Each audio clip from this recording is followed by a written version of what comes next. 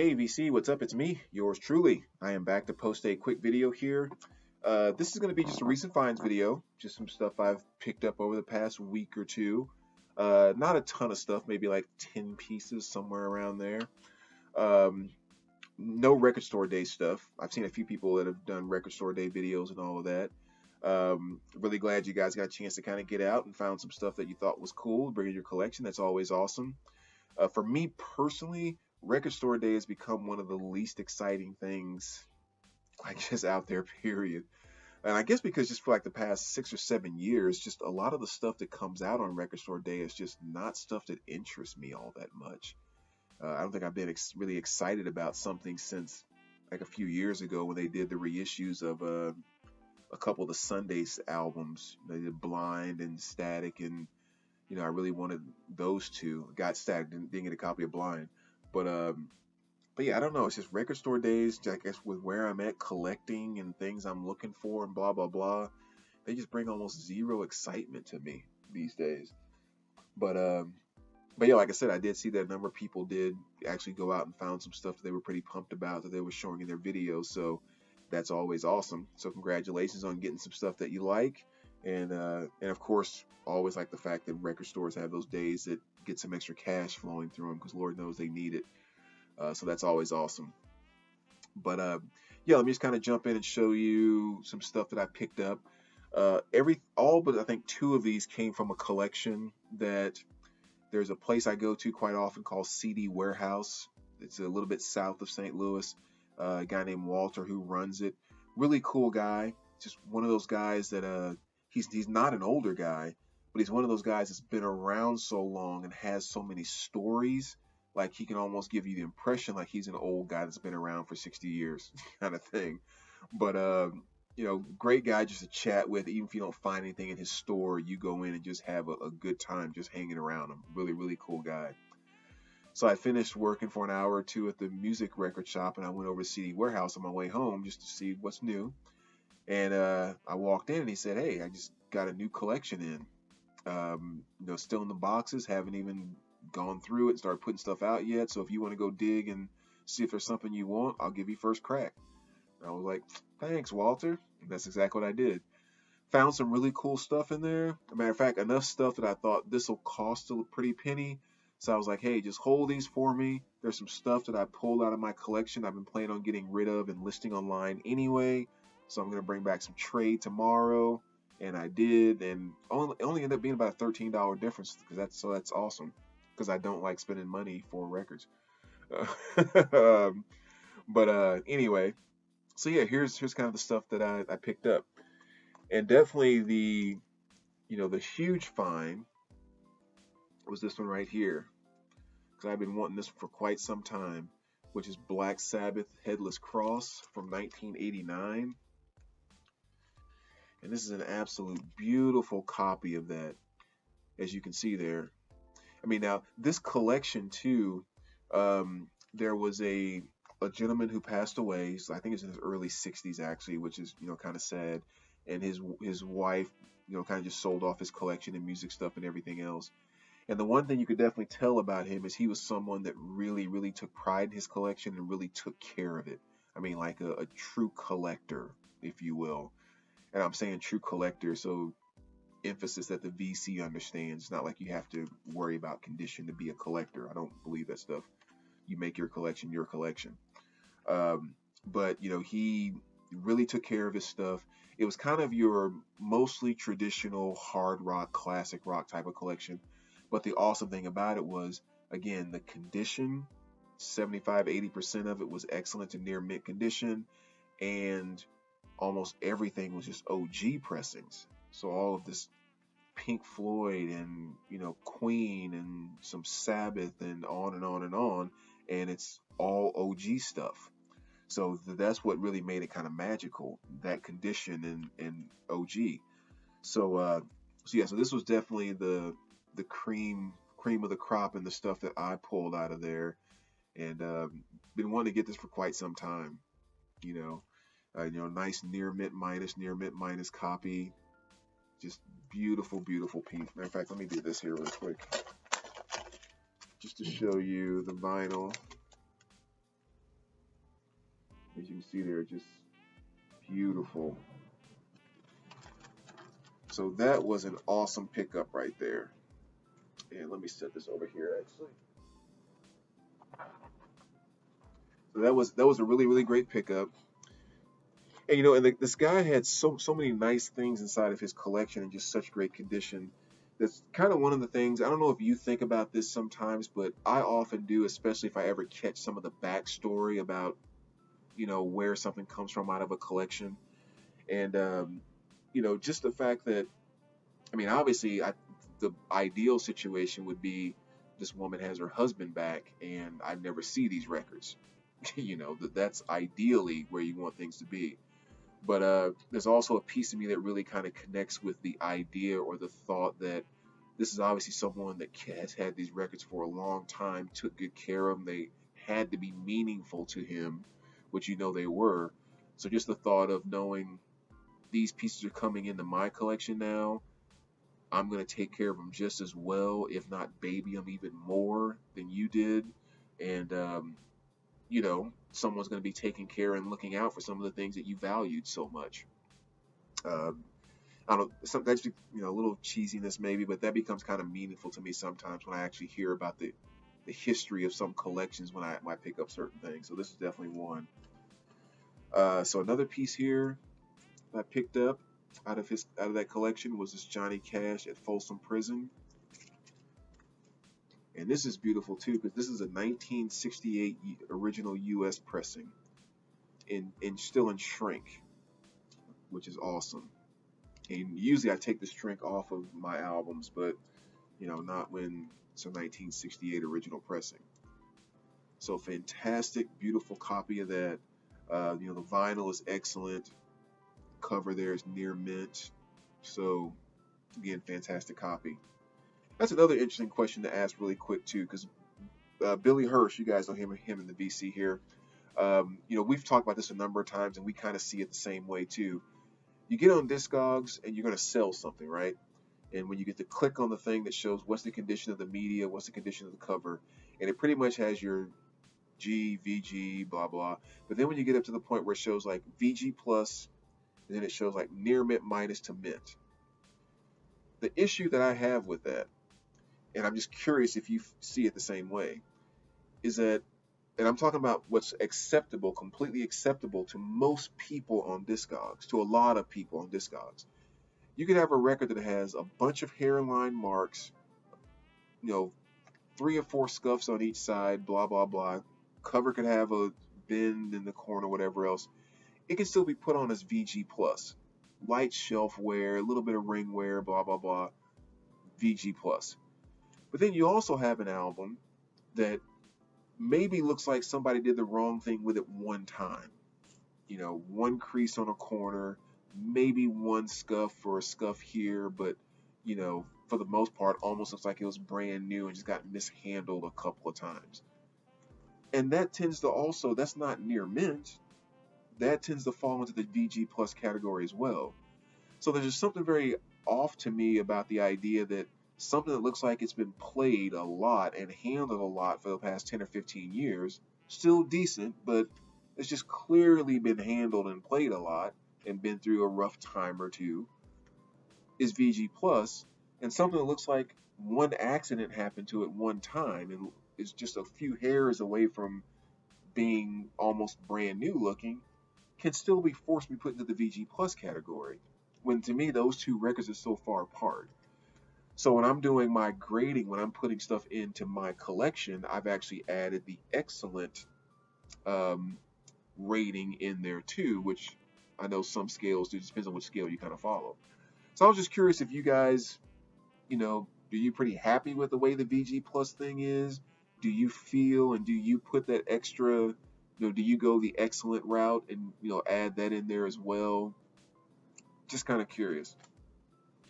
Like for me myself, when I look at my Discogs, I actually put 3 on each. Well, what I do is like VG plus, VG plus plus, excellent minus, excellent, excellent plus, near mint minus, and then mint. And the only thing that can ever be mint to me is a sealed record. I don't care how perfect it is. Once you open it, the best it could ever be is near mint.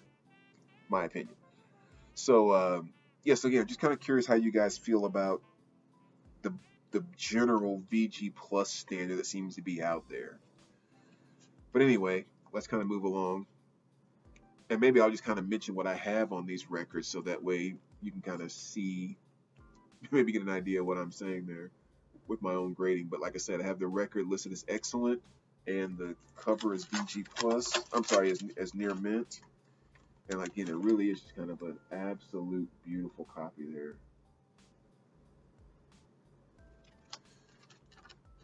So it was great to pick up Little Johnny.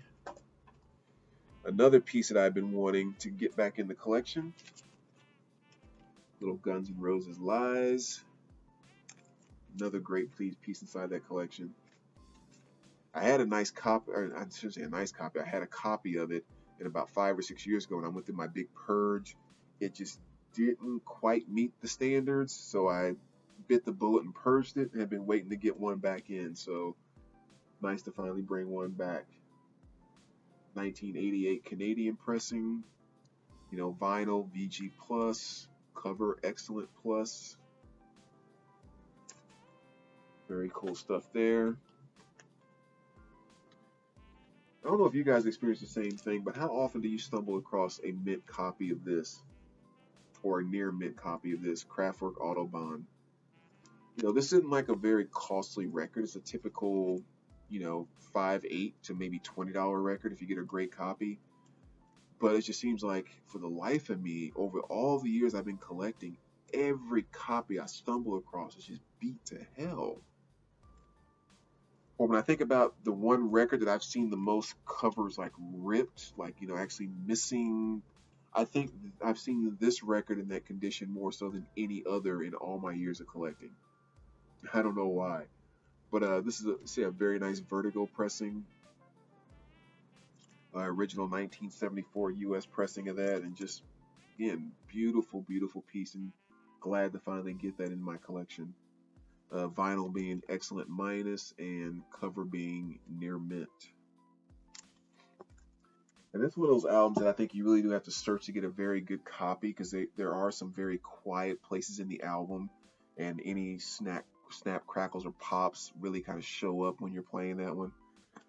Kind of like Willie Nelson's A Red-Headed Stranger. That's another album I had such a hard time finding a very clean playing copy, because again, it's just so quiet that everything shows up if you don't get a great copy of it.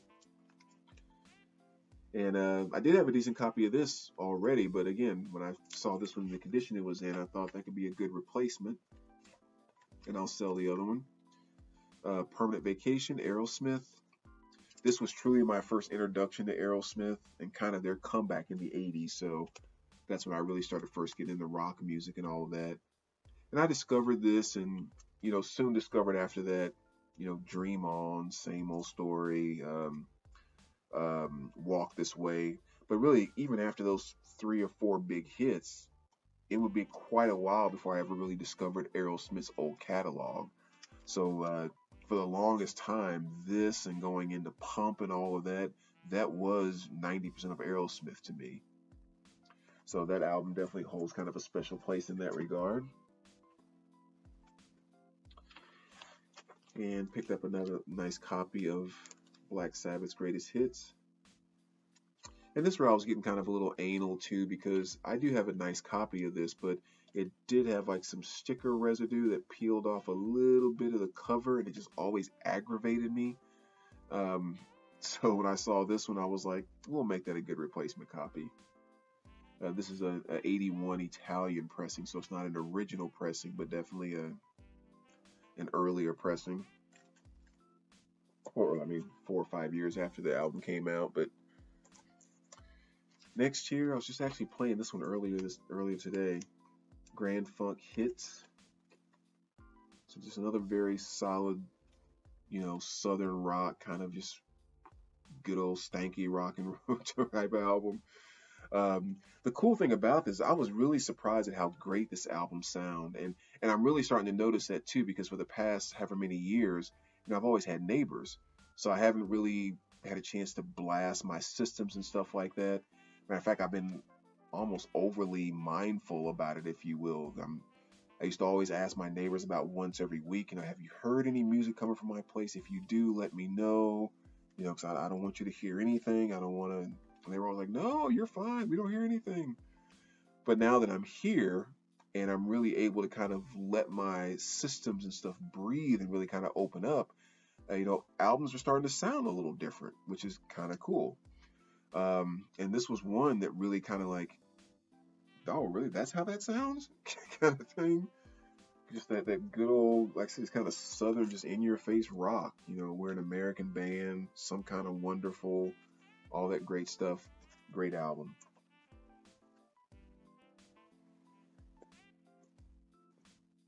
And the last one from that collection was this one here, which was Sammy Hagar, Rematch there. Again, just another beautiful copy of that. Excellent minus, but I have that one rated there. And the cool thing about this album too is it really kind of brings back a little bit of, not nostalgia, but just kind of some old memories.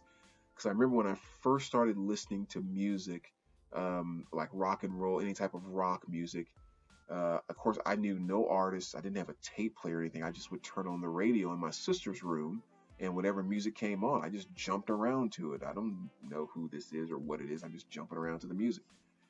So I used to play the heck out of my mom's tennis racket. I was shredding the heck out of their racket, and then my sister also had this hairbrush that when it set on her dresser, it was like right at the height of my face, so it was a perfect microphone.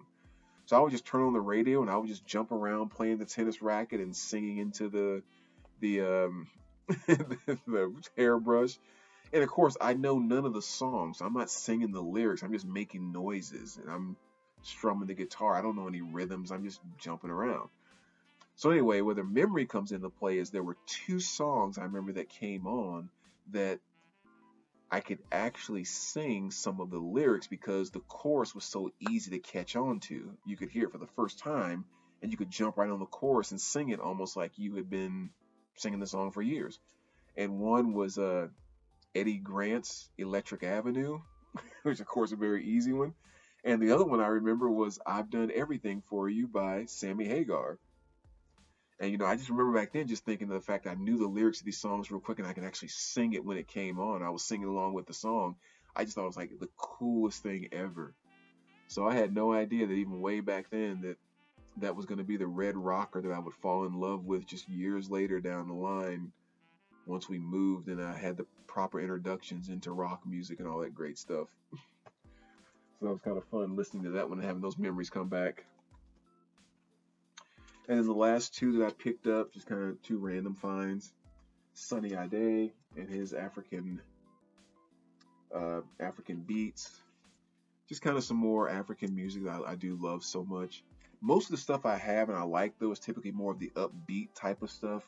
Sunny is a little bit more laid back, but still really great stuff and a great addition to the world music collection.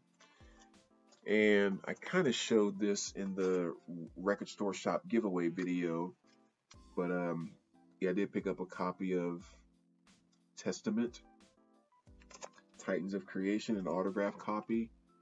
I picked up a regular copy when it first came out. I think that was the orange vinyl I have on that, and the autograph ones that we got here were the blue and orange splatter vinyl in here. So I was hoping to get one of these for the VC giveaway, as well as have some available for sale exclusively to the VC so people could get some prior to them. But before I had a chance to talk to Mark about it at the music record shop, they sold out so freaking fast. And but yeah, this is the kind of stuff that, again, he's going to be getting in on a regular basis. So make sure you keep an eye out on the website, musicrecordshop.com, under the charity signed vinyl is the category, and all the signed stuff that we have is in there. And the giveaway is tomorrow. That's the deadline. I'm not actually putting a cutoff time on it or anything. Just when I get ready to do the drawing, the names that are there are the ones that'll be entered. So that's the new Incarnation record and this autograph copy and a couple other things as well. So if you didn't see that, go back 1 or 2 videos here on my channel and you'll find it. So anyway, there you go, VC. Thanks for watching. Like I said, let me know what you think about the VG Plus thing. I'm kind of curious about that, actually. And as always, we will talk to you soon. All right, thanks for stopping by, guys. Take care. Stay safe.